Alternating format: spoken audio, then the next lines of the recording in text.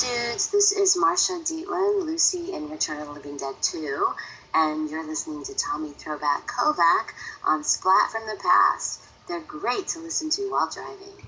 Hey dudes, welcome to Splat from the Past, the only 80s themed horror and sci-fi show where things can get totally radical. Now today, I will be welcoming an actress who a lot of you who grew up in the late 60s, early 70s remember. She started out doing dramatic films and then finished off with horror before she got out of the industry. Her name is Deborah Winters. She was in dramatic films like Me, Natalie, Hail Hero, The People Next Door, Kotch, Class of 44, which is the sequel to Class of 42. And then she transitioned into horror with the very underrated movies Blue Sunshine and The Outing, cult classic The Outing with the evil genie. And she was also in the TV movie of the week, Tarantulas, The Deadly Cargo, which was horror, and the sci-fi miniseries Gemini Man. And now she sells real estate. And it's going to be great to have her on today in a rare interview to find out why she sells real estate and what happened. So yeah, here is my interview with Deborah Winters. Hi, Tommy. Hey, Deborah, welcome to the show. How are you? I am fine. How are you doing? Doing pretty good, pretty good. This is such a great honor. Thank you for taking the time today. Oh, well, thank you for asking. Absolutely. I don't know if your audience is going to, care about it so much, but I really appreciate talking to you anyway. Oh, thank you. Well, I do so many interviews a day, a week, and everything. They just have so much, choices to select to listen to. I saw that when I, Googled you. You have so many. I think that's great that you're trying to remember all of us old people. the flash from the past, huh? The Splat from the Past, yeah. Yes. It's it's just that was back when entertainment was good, Oh, yeah, I know. It's I don't know how much advice we want to take from actors, though. Yeah. I think we were better off when actors just performed and kept their opinions to themselves sometimes, Absolutely, I agree. So, going back in time, I know that your father was Ralph Winters, who was the head of casting at Universal, and your mother was Penny Edwards, a contract player at Republic Pictures. You were pretty young when you started acting professionally. At what age did you get bitten by the acting bug? Well, I was in 8th grade in New York City at professional children's school. Mm-hmm. And the reason I was able to go to that school was because my mom was an actress. I had never acted or performed or, I wasn't a musician or a ballet dancer, because professional children's school is a school of, multi-talented students who were working in various professions. Or you could go, for instance, Judy Garland's daughter, Lorna Luft, went there. You could go if your parents had been in the business, mm-hmm. Entertainment business. And so I was in 8th grade, and there I was a terrible student, terrible. I hated school, with a passion, and I would, my grades were either an A or F. If I didn't like this, I never tried. If I didn't like it, I never paid any attention to the subject. But if I liked the subject, I would devour it, so to speak, and, loved it. But anyway, in 8th grade, toward the end of the year, they were going to do a talent show. Mm-hmm. And I had read this theme. One of the things that they were thinking of doing was the scene from Miss Property's Condemned, Tennessee Williams. Mm-hmm. And I'd read the scene, and so I tried out for it. And everybody had to, kind of try out in front of everyone. And I was a horrible reader. Horrible. And so I read the scene very stiltingly and not well at all. And my teacher, Miss Gaines, she looked at me and she was very sorry. But she said, well, really, Deborah, I don't think, I don't really think this is something, you want to do. And I immediately said to her, I said, Mrs. Gaines, I know I did a horrible job, but I promise you I'll do a great job. I'm going to study this and study it, and I'll do a good job. Please give me a chance. And I just basically begged her to let me play the role of the girl, and so the other kids were kind of laughing and like, oh, gosh, it's terrible. And she gave in. She reneged. She said, well, okay, but you're going to have to really work on it. You're really going to have to work on it. And anyway, I did, and it turned out very well, and I loved doing that. And so my mother said to me, she said, if you like acting, you should take some acting classes, but I'm not going to put you in a kids class because they're just going to waste your time. Kids goof off, and there's no sense in doing that.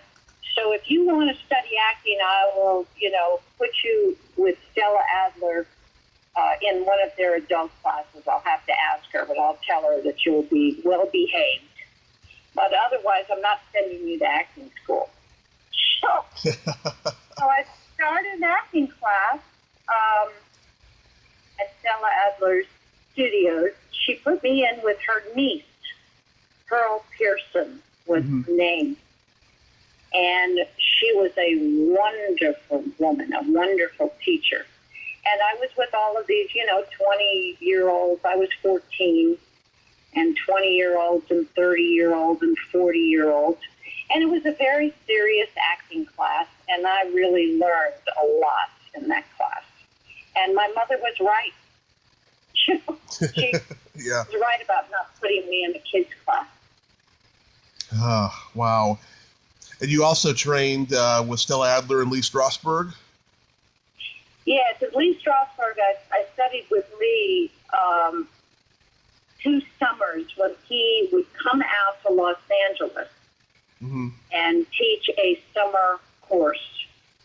And that was really wonderful, too. I'm very grateful I was able to work with Strasberg. Yeah, I mean, in the world of acting, that's like shooting heroin with Miles Davis. Well, I don't think I'd want to do that, but I understand what you mean, yes. Yeah. I understand. Did you have any... Oh, go ahead. No, I was just saying, he was, all of my acting school experience was with teachers who were deadly serious about the craft of acting. And no kidding around, no joking around. And, Strasberg was and so was Pearl. I worked with Stella a few times as well. But they were very blunt and very direct, and if something wasn't believable or wasn't real, they immediately stopped. They would just stop you. That's it. Stop. Yeah. No, you're going in the wrong direction. It's no good. I didn't feel anything. What are you trying to tell us, So it was a lot different than, kind of today. They don't want people to be like that, teachers to be like that, because they feel like it damages you. But I never looked at it like that. I looked at it as, a quick correction. When you're going down the wrong road, it's good to be corrected quickly. Otherwise, it can take you a long time to get back. Was any classmates in your class go on to become successful?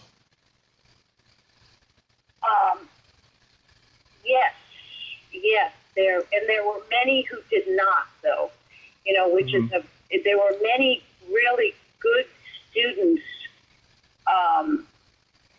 who I knew when I was working with them that they would never get an opportunity to act, professionally. It's kind of like professional basketball or football, Yeah. There are a lot of talented people out there that just never get the opportunity, to work for whatever reason. That's just kind of the way it is.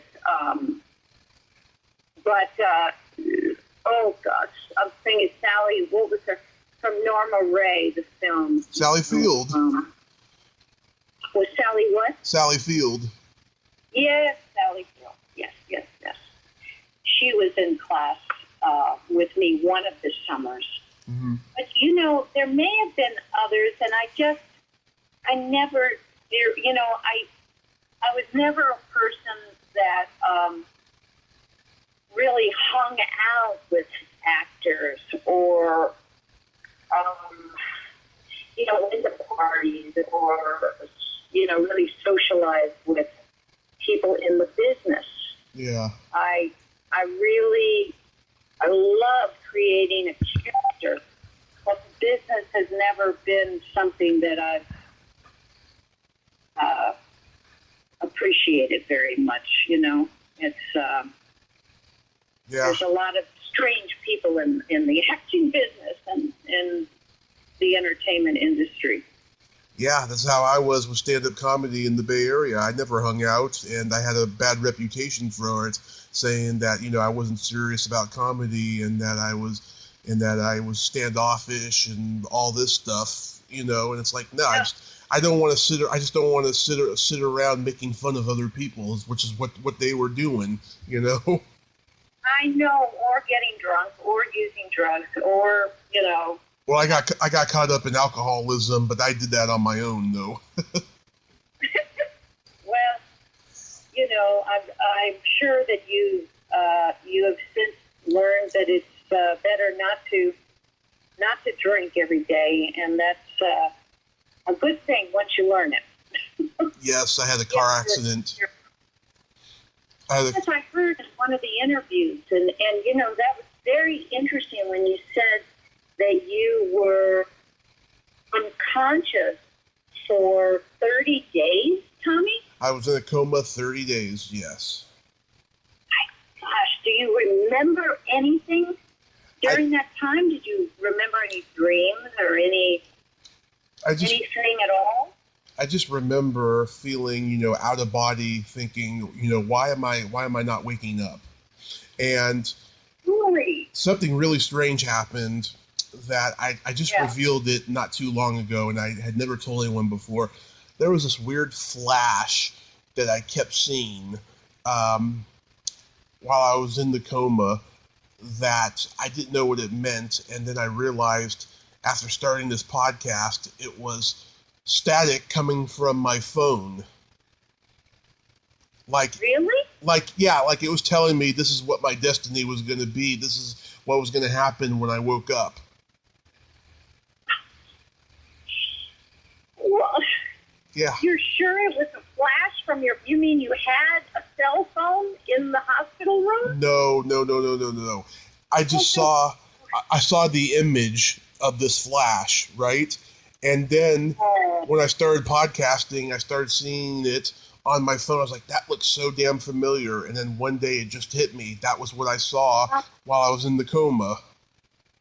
How cool. Yeah. Okay, so that's, I was thinking when I heard that, I was thinking about, if you had any recollection of that period of time or thoughts or anything. Yeah. 30 days to be in a coma is a long time, isn't it? It's a very long time, yeah, and most people who do don't make it. No, I would think so, but they obviously your brain waves were still there or functioning. Yeah, it's funny.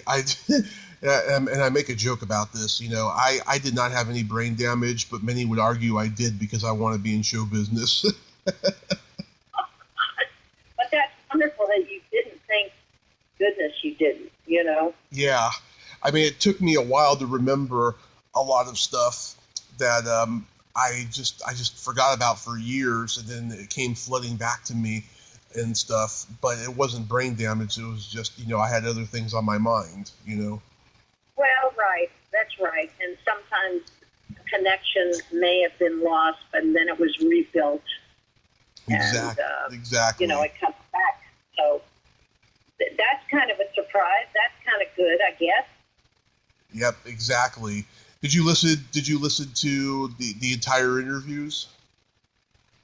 No, I didn't listen to the entire interview. I had to go to work, but it was very interesting, And The funny thing is, my youngest son, his girlfriend, born and raised, went to school in Reading.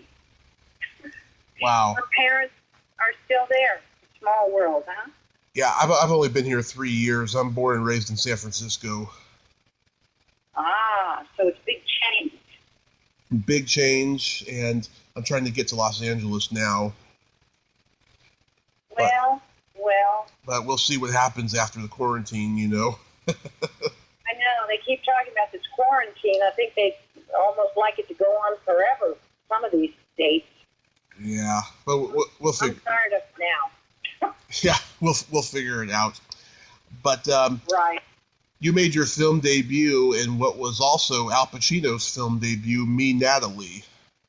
Yeah.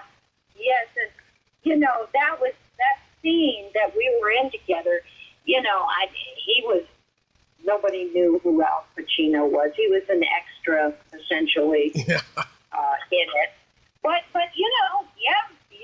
Me, Natalie was the first film, and I guess, I don't know if it was Al Pacino's first film. He may have worked as an extra in a number of films, I don't know. Yeah. It's always been the first one, though, on his IMDb. I know he did some TV in New York, but that's about it. Okay, I haven't looked at that. Okay, well, good. Well, maybe it was the first, Mm-hmm. He's really, Al Pacino has really grown as an actor. So he's been a really good actor, all of his life. But even now, he's segued into the older man roles, and he's doing so well, I think. Yeah, I think him and De Niro, though, they've fallen into that Richard Burton mode of just doing movies because they get paid. You know what I mean? Because you look at the early roles and stuff, they chose their roles very carefully in the 70s, Pacino and De Niro, And then it seemed like it got to a point where their fame grew and they were just doing whatever was given to them. You know what I mean? Yeah. A lot of those mainstream action movies and stuff, yeah.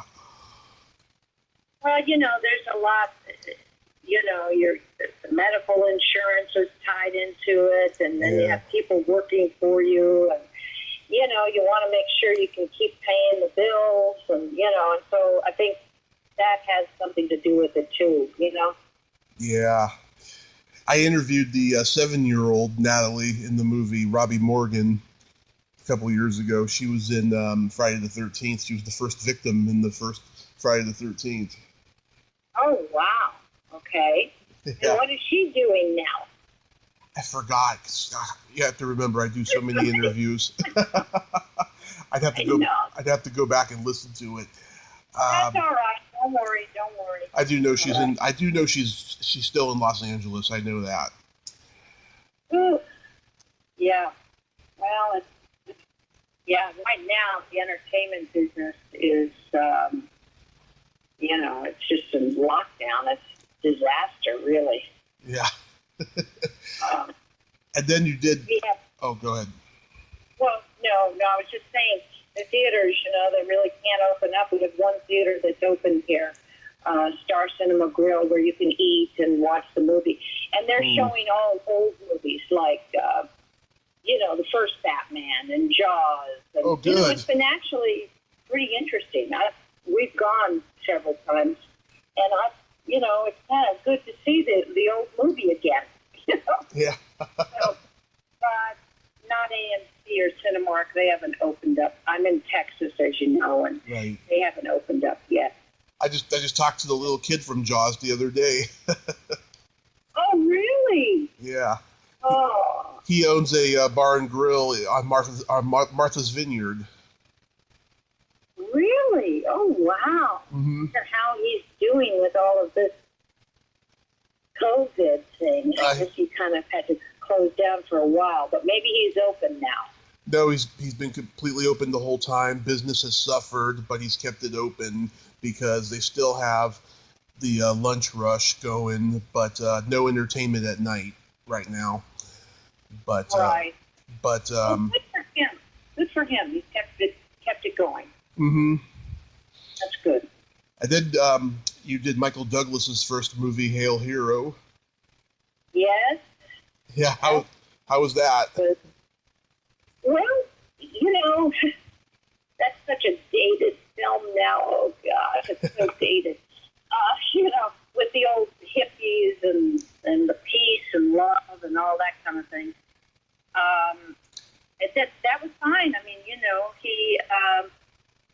he was an interesting actor to work with. I don't know. I'm sure he's completely different now. Yeah. But Michael Douglas would never look you directly in the eye. Mm-hmm.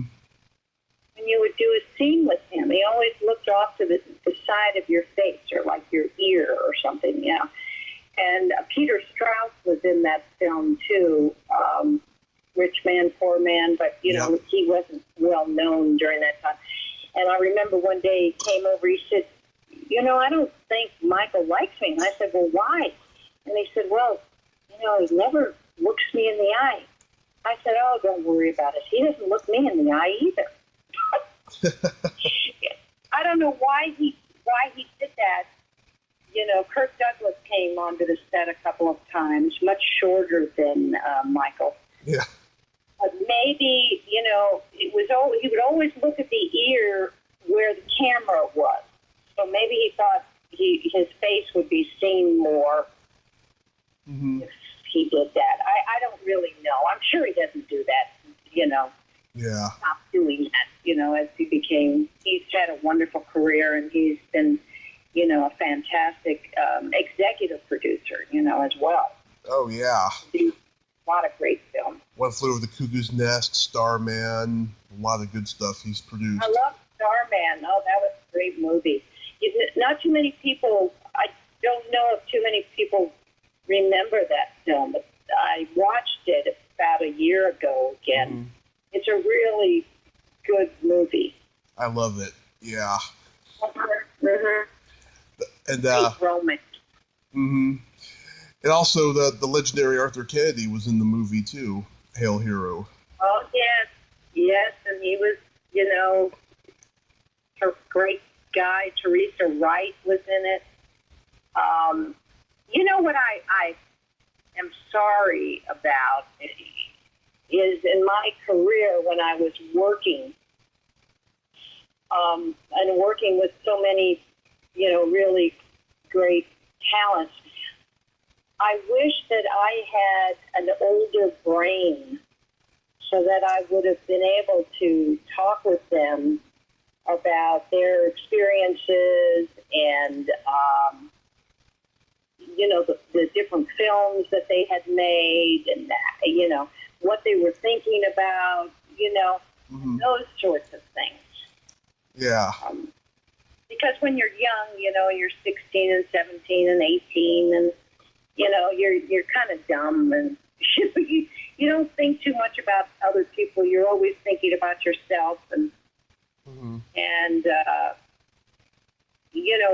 there would have been a lot of interesting conversations I could have had with many of the actors I worked with. Yeah. Yeah. As you get older, you start thinking about other people, I know. I know, and they, their body of work, and just to hear some of their experience, or their thoughts. Instead of the superficial conversations, you have. Did you know that Roger Ebert praised your performance in The People Next Door? No, I didn't know that. No. Yeah, I was reading it. He said that you started out very disturbing at first, but then became indispensable. Oh, that sounds very good. Yeah. Well, that was nice. He was such a great reviewer. Ebert was, Yeah. I always liked reviews. And he wrote a movie. He wrote Beyond the Valley of the Dolls. Yes, that was the first of the very sad movies on addiction, wasn't it? Yes. And I just interviewed 2 ladies from that. Really? For the 50th, yeah. How did they like working on that? Oh, they said it was fun. It was a lot of fun, a lot of laughs. Yeah. Well, it wasn't that. I don't think there was a lot of laughs, for the audience. At least it didn't make me laugh. That was an interesting movie. And he wrote that? Yep, Roger Ebert did, and he also reviewed it and gave it 0 stars. Oh, that's terrible. Well, I would have given it, definitely 4-star for sure. Yeah. I thought, I thought it actually depicted a lot of what, went on and goes on. Yeah. I don't know. You had done a Playhouse 90 version of The People Next Door before the movie, right? Yes, with Lloyd Bridges. Yeah. And he was a wonderful guy. Lloyd Bridges was a wonderful man. One of those few actors that, got married young and remained married, and they had their son, wonderful boys. And, they had a wonderful marriage, and he was just a super guy. Really down to earth, good person. I heard they're all like that, yeah. The Yeah. Bridges family, yeah. I would think so. And he was a very good father, and that's something that, we're talking about a little bit more today, the importance of a father in a family. I know your father is, I believe, is he in San Francisco still, or? He lives in Marysville, Washington. Oh, in Washington State. Okay. I didn't remember that. But anyway, he was definitely a good father figure and involved with his boys. Mm-hmm. That's good. Yeah. That's very good. Yeah. So the family was very strong. The wife, she was a lovely lady. She was a housewife, and she, ran the house and took care of everything, Mm-hmm. And that was, I'm sure, very important to the boys too, Yeah, absolutely. Then you worked with the greats Jack Lemmon and Walter Matthau on Kotch. Yes, that was a wonderful experience, really. Walt, we called him Walt. That's his nickname. He was such a super guy to work with, and lots of a great storyteller. He was Walter Matthau, and a lot of people don't realize this, but he was an expert on opera. Oh. He knew every operatic composer, opera singer, opera songs. I mean, he knew everything about opera. From all, of course, all over the world, wherever opera, Mm-hmm. He just knew everything about opera. And he loved opera. But he was a very fun, genuine, terrific guy. And Jack Lemmon was, too. I mean, you know, they were best of friends. And Jack used to take me off to the side, you know, before a scene or, you know, whatever we were shooting. And he would say, now listen, Deb, if love goes too long, gets off track, you make a mistake and I'll yell cut, okay? I said, okay. And so, I would know what he was talking about, because sometimes the waltz would just start, like a stand-up, and so then I'd make a mistake or trip or do something, and then he'd yell cut, and then he could talk to Walter, and we'd go back, Yeah. They were terrific guys to work with, really. You must have learned a lot from them. Oh, I really did. Walter, he was a very smart, such a smart man, before all this Me Too jazz came out, right? Right. He told me, he said, Deb, never, whenever you're visiting somebody in their dressing room or trailer or whatever, never close the door. I said, never close it. Why? He said, that way nobody can say anything about what you were doing behind closed doors. And I never forgot that. He said, always keep the doors open. Mm-hmm. And this is back in when? What was it, 1970 or something? 71, or yeah. Yeah. So, I mean, he was and there was never an inkling of any problem with Walter Matthau, and an actress. I know that whole thing. It's mind-boggling to me. The whole Me Too movement. Well, had something like that happen to me once, and the producer wanted me to go and meet him at the hotel, his hotel room. He was having meetings all day in his hotel. And I said, oh, fine, and I'm 14 I was 14 years old. Oh. And, I get up to the room, and there's nobody else in the room, right? Mm-hmm. And I'm fine. I'm just, naively going along.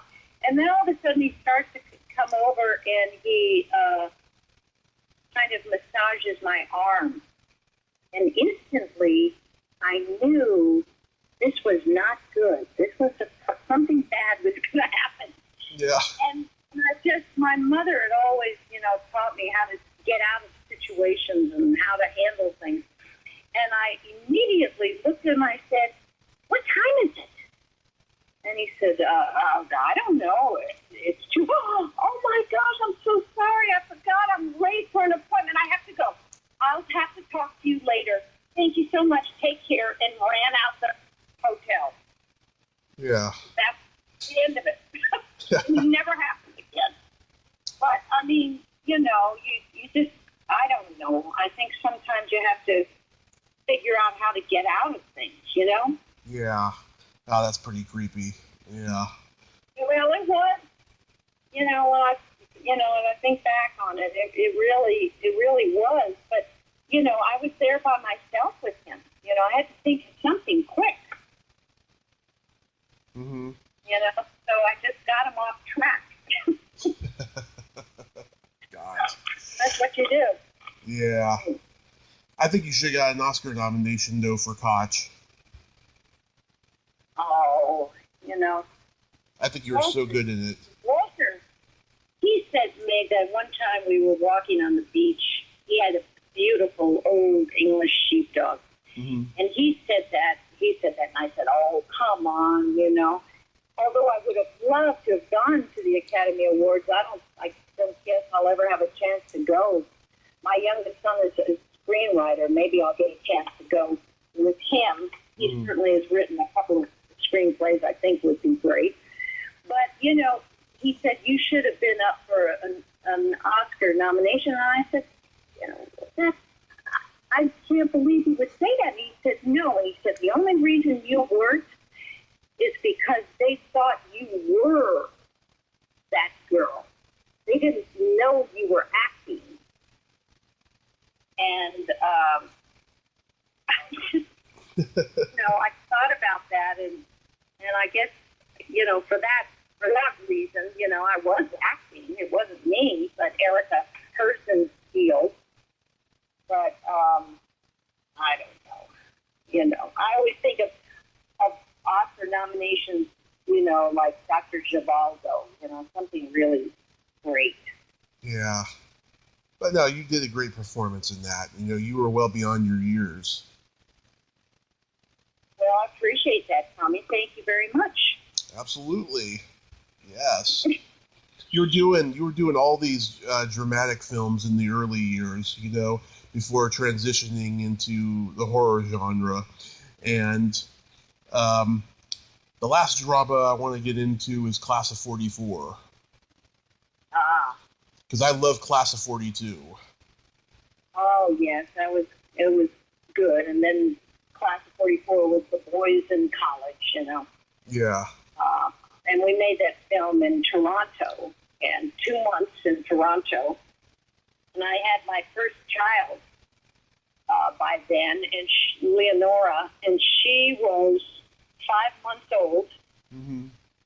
And so my mother-in-law came up there, and we stayed, she stayed there and watched Leonora during the day when I was working, and then we'd have the weekends. But Toronto was such a beautiful city.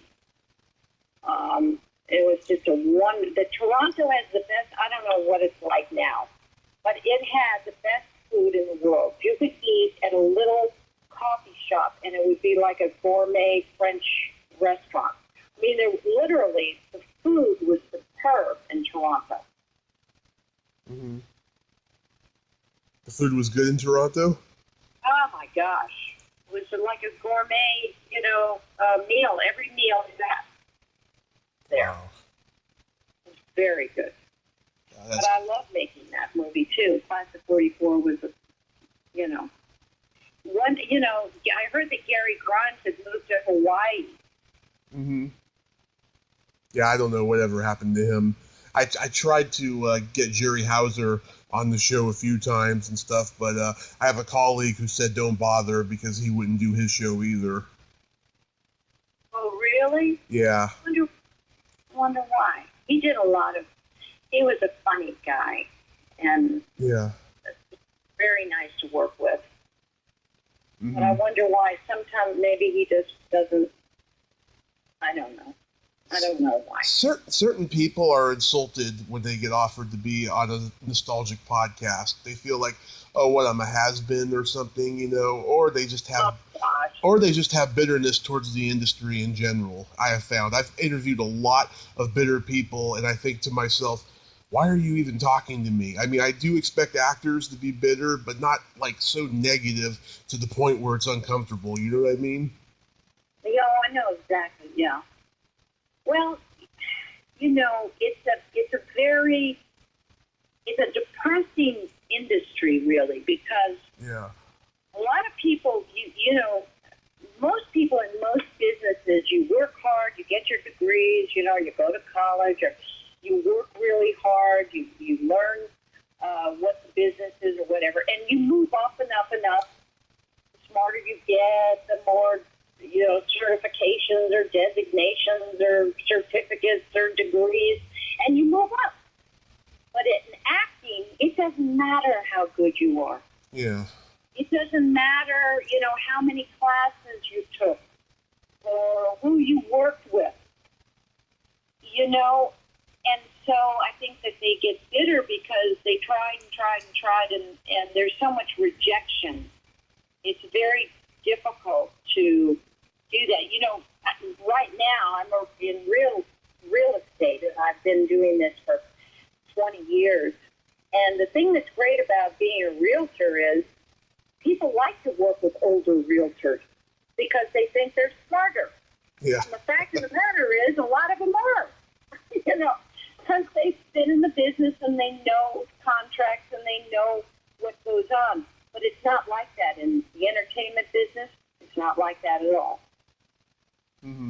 absolutely.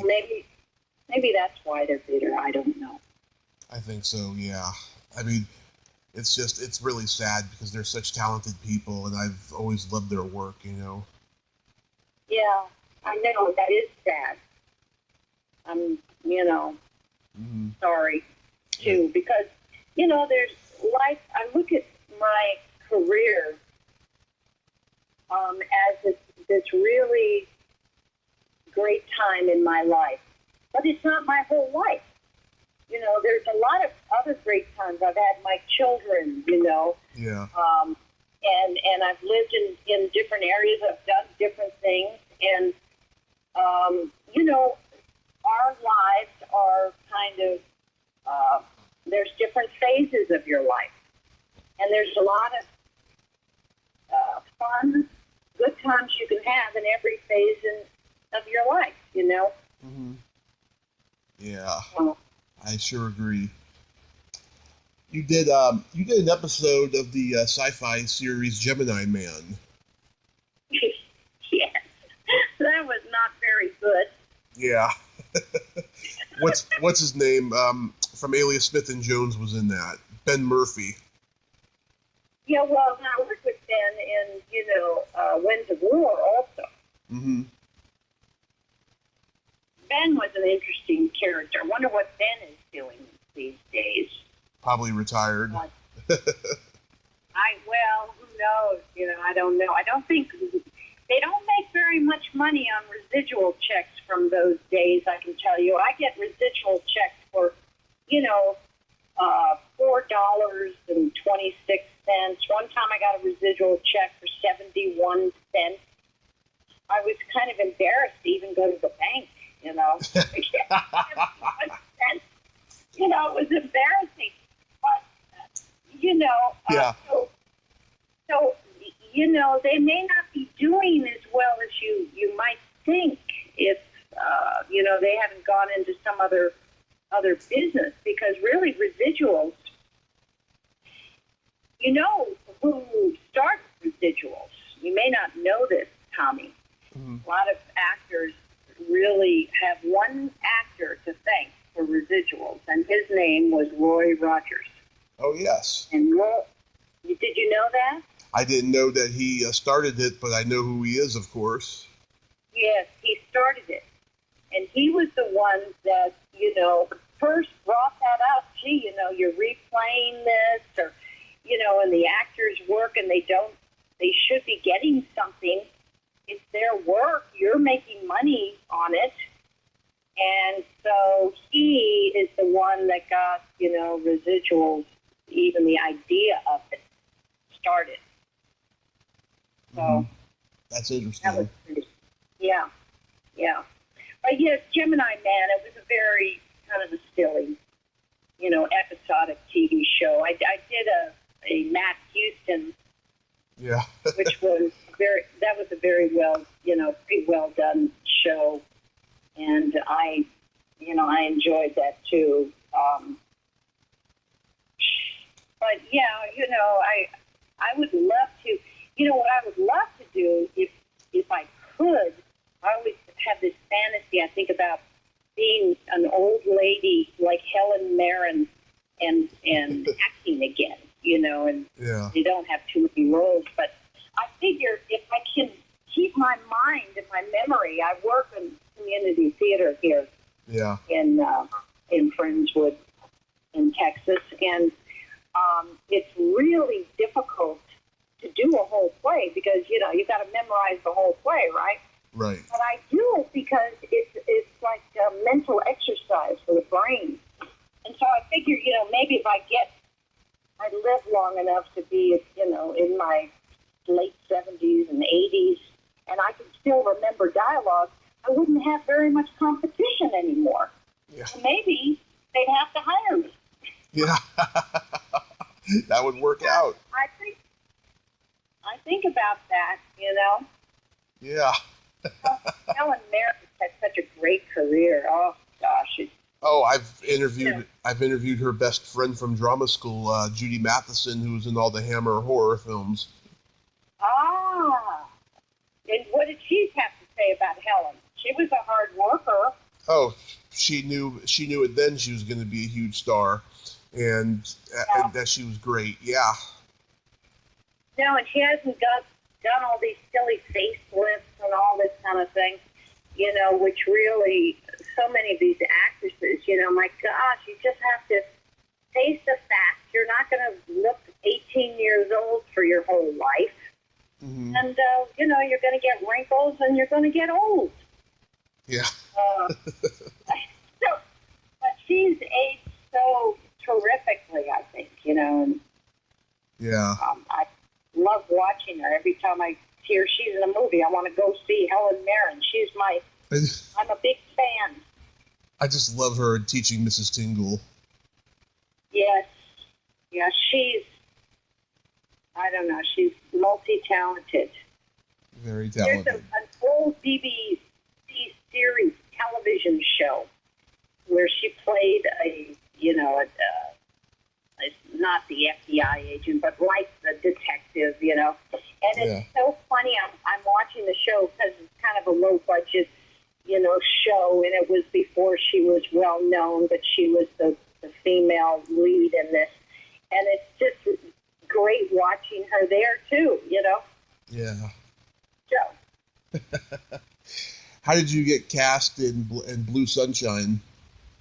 Well, I had to audition, like everyone else. All these auditions, you go and then you get some of the parts and other parts you don't get. But I auditioned 20th Century Fox on the lot there, and I got the role. Mm-hmm. And I thought, I read the script, and I thought, oh boy, I don't know about this. how great this is, Yeah. But they kind of let me pick, do kind of my own wardrobe, and the director on that, Jeff Lieberman, he gave me a lot of leeway, in the drunk scene and different, and I tried some different things in there because I figured, well, nobody's ever going to see this movie. So I tried some different things, but it turned out to be, of course, it would have had, some of the special effects that they can do today, and yeah, computer graphics and all that kind of thing. It was pre-Altered States with the LSD stuff. I know. But it's an interesting story. I thought it, when looking at it now, it's an interesting story. And everybody back then, in the 70s, everyone was worried about LSD and, and the effects and all. And of course, LSD does have a lot of effects. It does. Mm-hmm. I mean, it does cause what it did in Blue Sunshine, of course. But that's, interesting story anyway. I like playing that character. Yeah, and Cooper had to be bald. Yeah, I know. With the the bald cap. I mean, even the bald caps were, they didn't. It just was not, the special effects were not what they are today. No. And horror hostess Elvira, she used to play this movie a lot. Oh, she did? Yeah. Well, because she liked Zelda King, I bet. Yeah. And he went on to make a lot of interesting films. Yeah. But he was a really nice guy, Zalman, and very,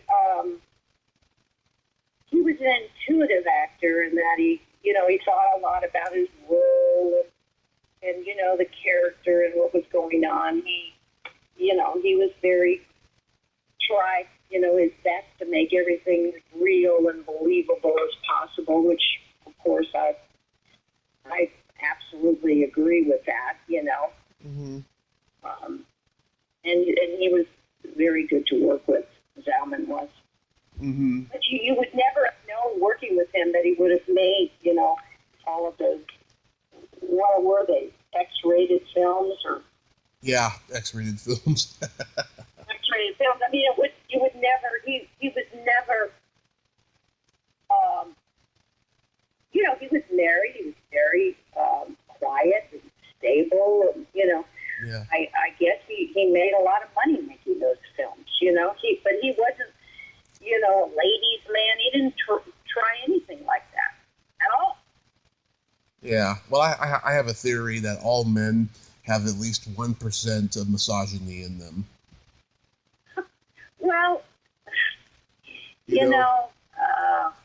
I think it's so embedded in the male DNA, it gets passed down to them from generations.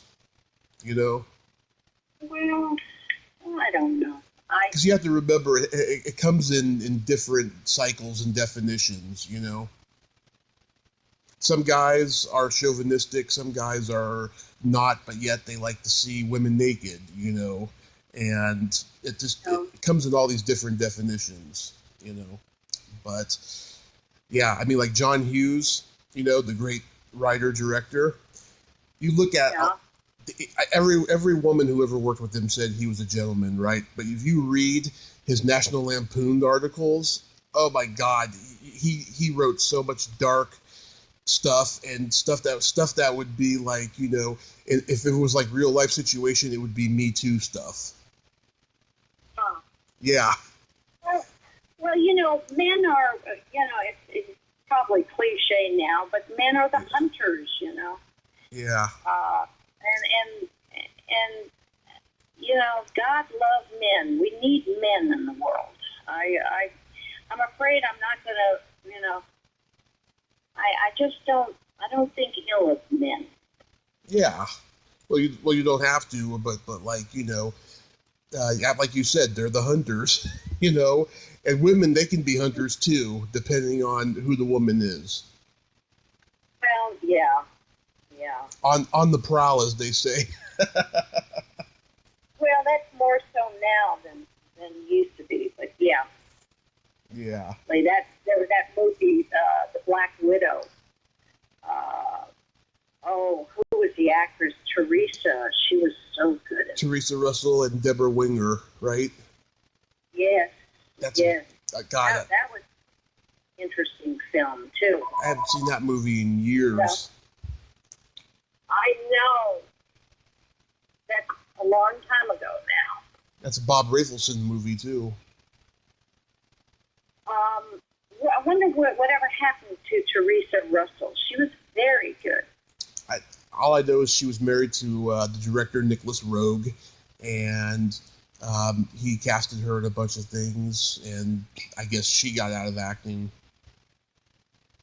Yeah. I don't know. Yeah. You did a TV movie of the week called Tarantulas: The Deadly Cargo. Oh yeah, that was a great film. Working with Claude Akins, and Pat Hingle, and I enjoyed working on that and working with all those tarantulas. Very interesting tarantulas. You never want to breathe on a tarantula, or they will bite you. Mm-hmm. And the tarantula wrangler taught me this. Their greatest enemy is a bee, a honeybee. And when they're flying around a tarantula, for some reason, there's a lot of carbon monoxide. So if you breathe on them, they think you're their enemy, and they bite. So you never do that with a tarantula. Mm-hmm. And essentially, a tarantula is basically blind. They don't see very well at all. And so what the tarantula wrangler did for those scenes where they had to fall, hundreds of tarantulas, he poured them on me, and they fell all over me. Mm-hmm. And he was very concerned I was going to be panicky and all of this. But all they do is they put them in kind of like 60 degrees in a cold environment. And when they're cold, they don't move. So you can work with them just fine. Wow. I interviewed Burt Remsen's daughter a couple years ago. Oh, okay. Yeah, he was a great actor. Yes, he was. Yes. Yeah, I enjoyed working on that, movie. And the boy who played my brother, I can't think of his name, he went on and did a lot of things. Mm-hmm. So, you went from drama to horror. Did that just happen, or did you ask for it? No, it just happened. It just happened. It's just one of those, it's one of those things. I mean, you're presented with an opportunity and, Mm-hmm. you do it or you don't do it. And so that, and then, as you get older and you're in your 30s and things, when I was acting, there was a lot less roles for older when they started, and that wasn't old. I don't think that's old, but, it was, if you consider 18 and 20 and 21-year-old, right? Mm-hmm. So, my mother used to tell me my whole life, when you're 30, you're over the hill. And then I one day, I turned 30. Well, am I over the hill? I guess I'm over the hill. Which is how actors always felt, and I guess really that's why, actors, so many of them, actresses, they'll lie about their age, but men too, the actors as well. But now I think you see roles for actresses where they're older and they're in their 40s and they're in their 50s, and, you don't have to look like you're falling apart, at 50 years old anymore. Yeah. So, I don't know. And that's a good thing, that, there are more roles for women that are older. Yeah. But, I guess, you take the roles that present themselves, the opportunities. Michael Caine was always very good at that. He always was working, and he was, he's a great actor, Michael Caine. And some movies are really great, and some movies aren't that great. But he was offered the role, and he went and did it. Mm-hmm. And he's great in everything, I think. I know, I love watching him. Oh, my gosh. Even if the movie is just terrible. Well, I just saw him again in the first Batman with Michael Keaton, and Kim Basinger. And, I mean, Michael Caine was so great. Well, so was Basinger and Keaton. They had a wonderful chemistry together. That was good. Mm-hmm. Keaton was a good Batman, I thought. Oh, yeah. I thought he was pretty good. I mean, people were saying, what the fuck, he's a comedian, why are you putting him in the Batman role? And it's like, don't you remember that the old Batman series was very comedic, and even though this is dark, something's got to be intertwined and good, Right. No, he was really, really good. He's my favorite Batman, and then Christian Bale. I mean, I love Christian Bale Batman because it's very serious. I'm not into campy very much. I'm in the camp, I was going to say. Well, if you work with Strasberg and Stella Adler, they weren't into any campy. No campy. Very serious. I know that your husband wrote The Outing. What was the genesis of that? Well, we were driving down, I think it was Santa Monica Boulevard, and we were just talking about an idea, and he said, I just have an idea for a genie, a genie in a lamp, but turn it into an evil genie. And I thought that was a really great idea. It was actually called The Lamp.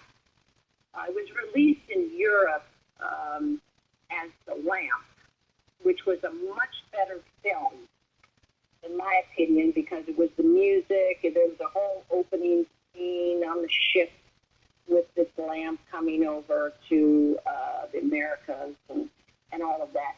And that was cut out of The Outing. The Outing, they changed the music, they cut out the opening. The music was horrible in The Outing, I thought. Yeah. If you can ever get your hands on The Lamp, it's a much better film. Mm-hmm. I haven't seen the Lamp version, but the Outing, yes. I used to watch it on USA Up All Night when I was a kid. Well, I know the high school kids in the museum. That was we enjoyed working on that. How long did it take for you to have that Arab makeup on you? Oh God, the Arab makeup. That took about 3 or 4 hours to get that makeup on. And the Wow. worst stuff was the brown eyes, the contact lenses. Ay, ay, ay. They were not soft lenses, and it was a hard lens, and it was difficult to get those lenses in because my eyes are green, and to get those lenses in, and then gratefully to carefully get them out. Mm-hmm. That was about the worst of it. But yeah, the Arab makeup was difficult. I know. That's kind of funny. That wouldn't go over very well today. Me playing the Arab, I guess. I know that's. But I guess what they thought was, it would save money, and we could just do the makeup and let Deborah do it. I don't know. I know that drives me crazy about the whole blackface issue and all that stuff. Somebody said that Robert Downey Jr. needs to be canceled because he did blackface in Tropic Thunder, and it's like, oh, while you're at it, cancel Al Jolson because he's the pioneer of it. No, and that I know. I think of it actually as to my way of thinking, but I guess I guess nobody's interested in my way of thinking. But it's like to me, I think of it as a compliment that you're wanting to imitate this person, somebody, like in a Halloween costume or something. Whenever you put on a costume, you're trying to, it's because it's somebody that you admire or you want to be like, or Yeah. So I don't know. I agree. And 6 months ago, Robert Downey Jr. was on Joe Rogan's podcast, and Joe Rogan said to him, "Do you think you could do that today?" And Robert Downey Jr. said, "Oh, you can do it." But you'll never hear the end of it, I guess. Exactly. And then just last week, Joe Rogan said, "I'm glad we did that interview 6 months ago because if it was this week, oh God, it would get so much hate online." Oh, I know, and I really think his name escapes me right now, but the black actor, said, if you want to get rid of racism, you need to stop saying, "Oh, that black man," or "the white man," or "here's that Asian guy down the street."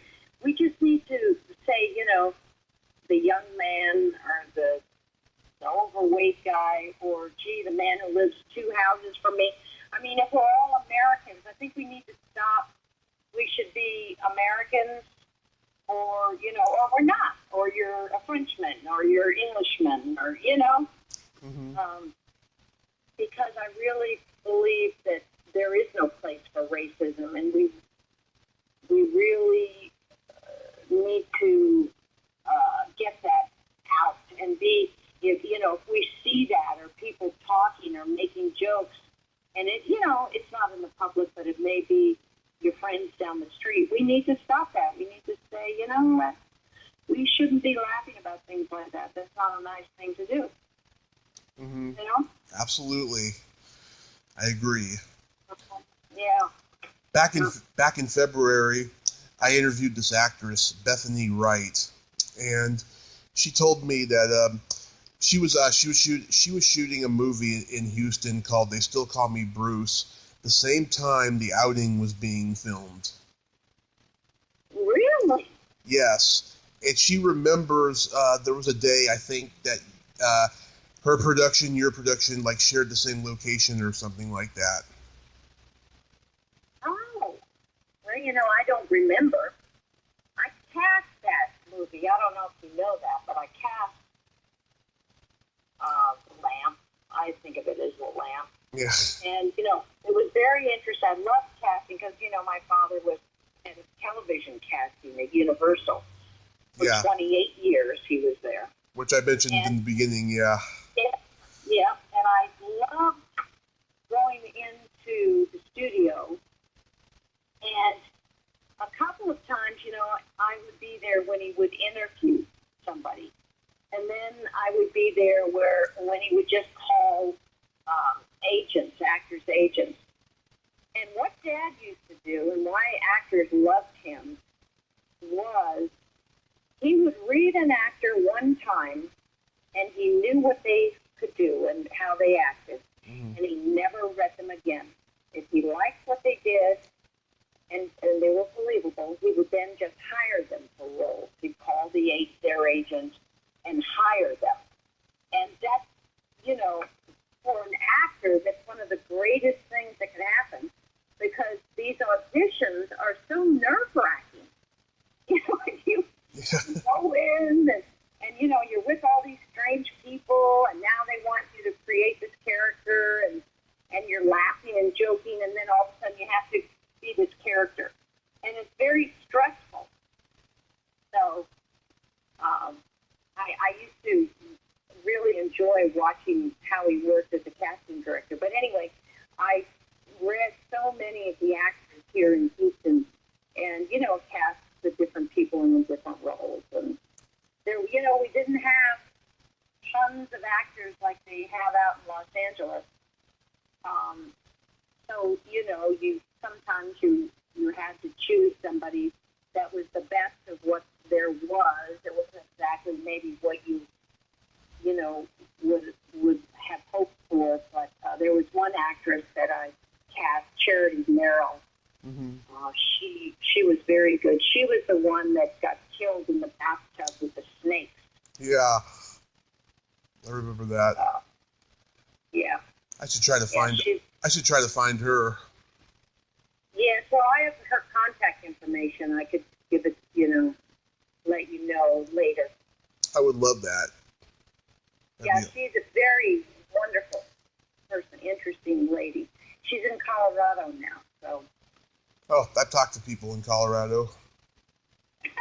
I bet you have, yeah. I love when you stop the fight in the locker room with that what's that thing, that stick that you had? Oh, you're talking about in Kotch? No, in the outing, you got that. Pointer. It's a pointer? Yeah, it was a pointer. That was so funny doing that scene. I had a hard time being the teacher teaching, you know, because I never liked teachers. Yeah. I had a couple of teachers I liked, but, you know, that was hard for me to recreate a real teacher. I was uncomfortable in that scene, you know. Being a teacher. I don't know. So after that movie, did it become hard to get acting roles? Well, yes, you know, what happened after that was I was living here by that time in Houston, Friendswood. And, you know, when are you going to go out? They don't do any auditions for anything here from Los Angeles. And if there is ever any audition for a film that originates in Los Angeles or New York, they've already cast the lead. They're only getting the very, you know, the smaller parts here, right? And, you know, flying back and forth to Los Angeles, it just wasn't possible anymore. And so that's basically, you know, that's what happened and why I stopped acting. And then, you know, I had the kids here, and then we had our youngest, Grayson, when I was 38. I had Grayson. And then I was, you know, I was very happy to be with Grayson and spend time with him. So And then when he was going into fourth grade, I got my real estate license, and have been doing that ever since. And that keeps me busy. And basically, a realtor is a perfect job for an actor because depending on who you're working with, your personality has to be a little bit different. You're going to work with a bartender, for instance, much differently than you would work with an engineer from NASA. Okay? Because those two people generally, not 100%, but generally, have a lot of different concerns when they're buying a house. And so for me, being an actress has actually, it's really helped me in dealing with the public. Mm-hmm. Did you ever audition for something that became super iconic? Well, yes, but I got the role, but I turned it down. It was a film, oh gosh, I'm trying to think of the name of it. Barbara Hershey ended up getting the role. And I would have loved to have worked with, oh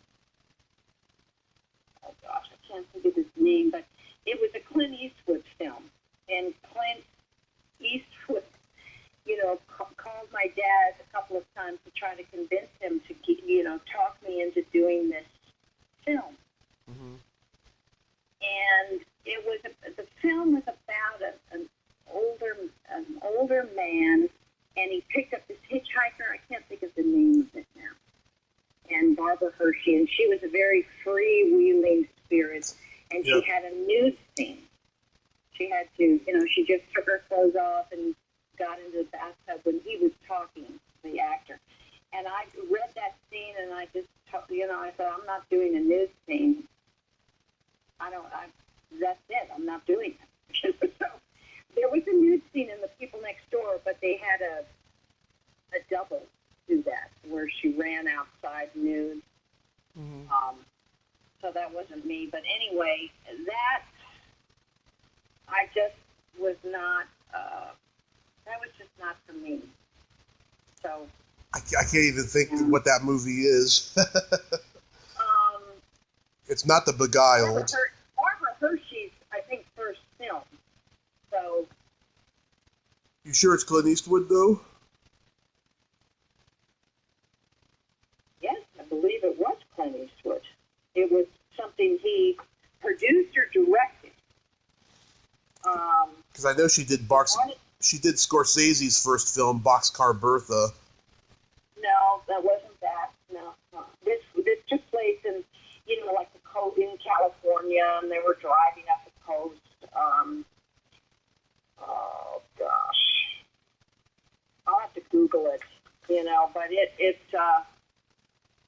it wasn't the greatest movie of all time. But Barbara Hershey went on and did a lot of things. She had a great career. The Entity, Beaches, a lot of good movies she's done.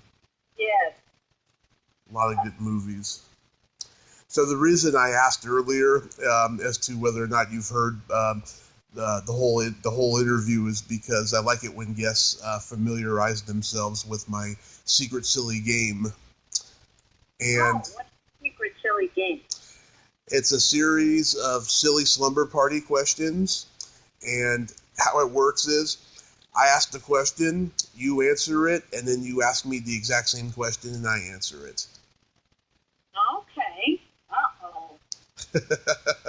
Well, these questions are okay, Tommy. They're getting nervous now. You should be a little nervous for the first couple, and then it gets soft as it goes on. Okay. Uh-oh.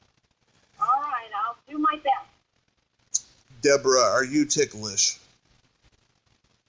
Not really. Tommy, are you ticklish? I'm very ticklish.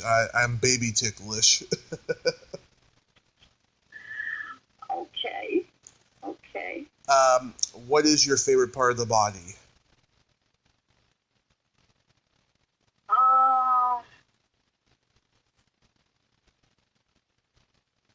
Interesting question. It could be anybody's body. It don't matter.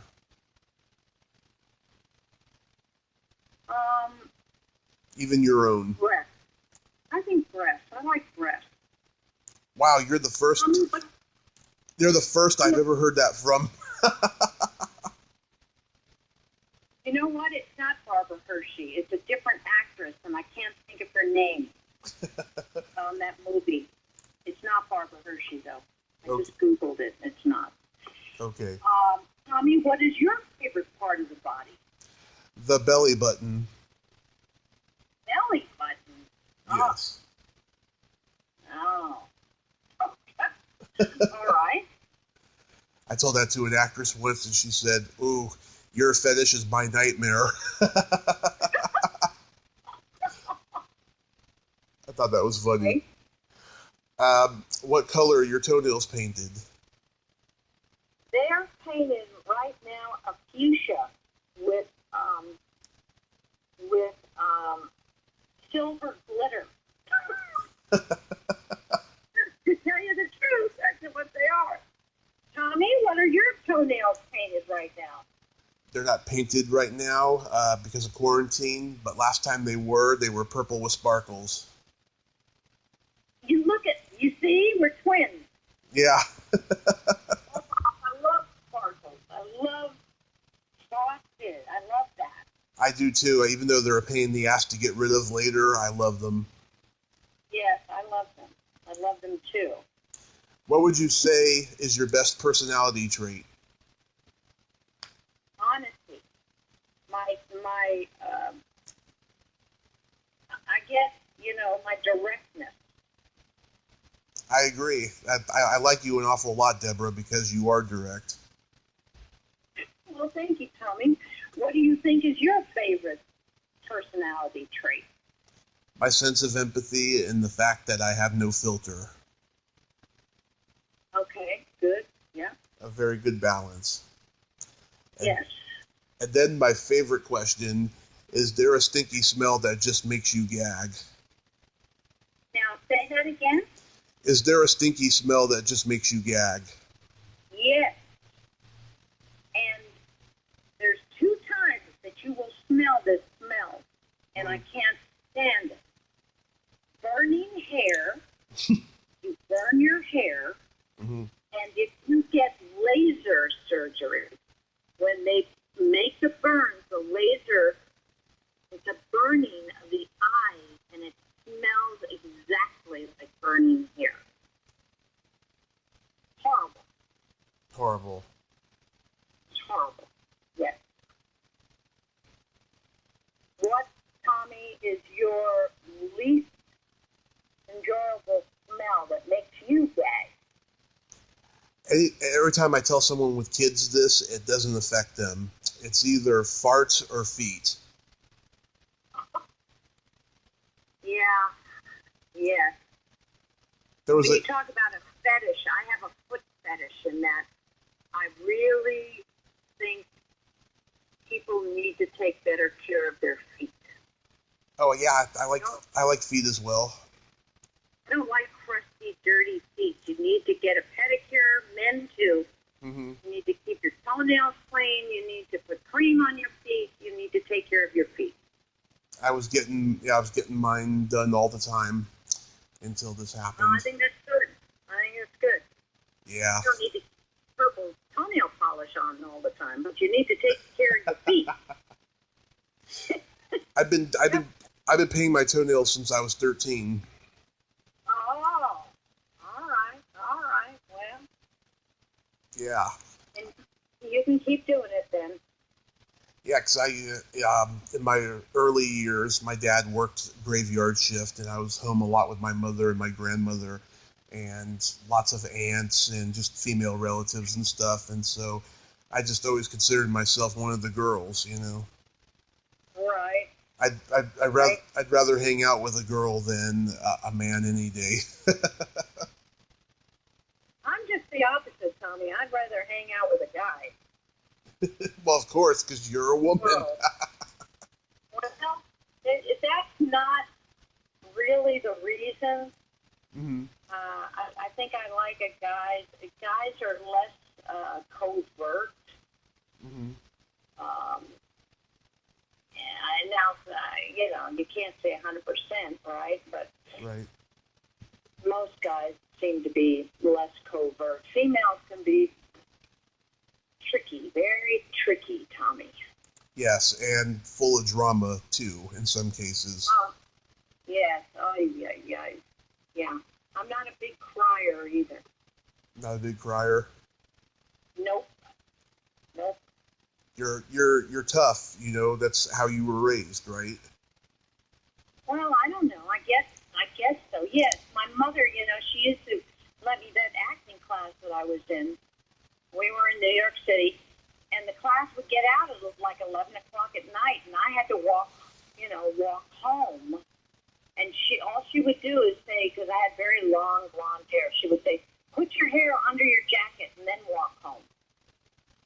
Don't attract any attention." That's what I would do. But yeah, I can remember taking the subway and buses all over the city when I was 8 years old alone. Mm-hmm. I grew up in a neighborhood where all the girls were tomboys, and so I've just been around, females my whole life, I love them. Yeah. Well, you've imprinted on females. Mm-hmm. Yeah. Absolutely. I idolize my dad. I love my dad. Oh my gosh. So I guess that's why. Yeah. It's so nice talking to you, Tommy. I really appreciate, this. Oh, absolutely. I mean, you've just been wonderful. I'm sorry if I made you a little uncomfortable with my views on men. Oh, no. You didn't make me uncomfortable at all. Okay, I think making sure. Your views are your views. Hello? So. I'm sorry, I missed that part. You cut out. You cut out. What happened? Kind of are going in and out a little bit. Yeah. I think the satellite all of a sudden is not that great on your end. Yeah. Okay, well, Deborah, I thank you so much for coming on today. Tommy, I hope you can hear me. Mm-hmm, I can hear you. Going in and out. I really appreciate you calling and, talking with me. Yes, I absolutely appreciate talking to you, too. This was a lot of fun. Let's keep in touch, and okay. And I hope you have a great day over there. All right, and I'm going to send you Charity Merrill's contact information. Perfect. Okay? Perfect. All right. Okay. Well, just take care, Tommy, and thank you so much. You too. My pleasure. Bye-bye. All right. Bye. Well, there you have it. Deborah Winters. Ain't she a sweetheart? I love her. Wow, she was a nice lady, and I'm so glad that we got to talk about her interesting, eclectic movie career. And that's great that she's selling real estate and doing what she loves now. So many people, they go their lives without never finding their purpose. And she definitely has found hers. If you like this video, everyone, please subscribe to my YouTube channel. Add me as a friend on Facebook. Join my Tommy Kovac comedian page on Facebook. Follow me on Twitter and Instagram and all that fun stuff. Well, that's all the time we have this week on Splat from the Past. Until next time, this is Tommy Throwback Kovac saying, there's no shame in living in the past, because the present sucks. Later, dudes.